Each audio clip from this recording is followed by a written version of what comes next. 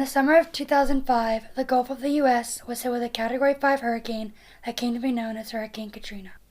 When the storm hit landfall, it brought sustained winds of 100 to 140 miles per hour and stretched some 400 miles across.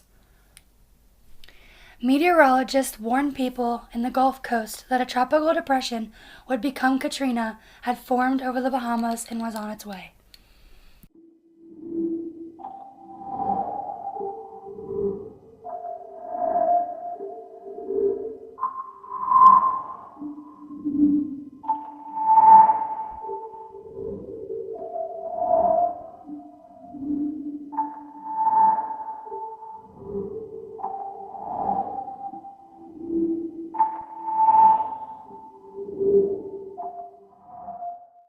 New Orleans was the most at risk because half the city lies below sea level and is completely surrounded by water.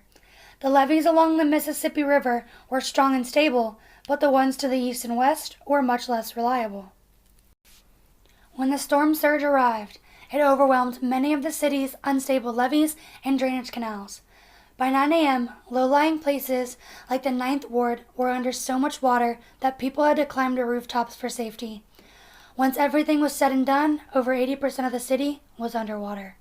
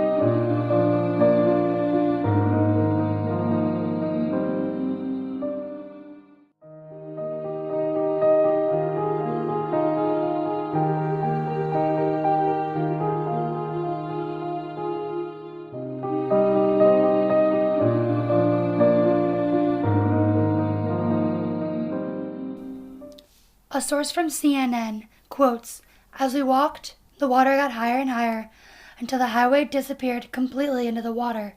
We saw houses as far as the eye can see, with water up to the rooftops."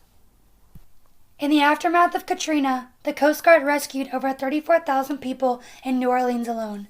Many citizens operated boats, offered food and shelter, and did whatever else they could do to help their neighbors. Katrina plowed through huge parts of Louisiana, Alabama, and Mississippi, but devastation was most prominent in New Orleans. Katrina made New Orleans' poverty situation 10 times worse than it already was.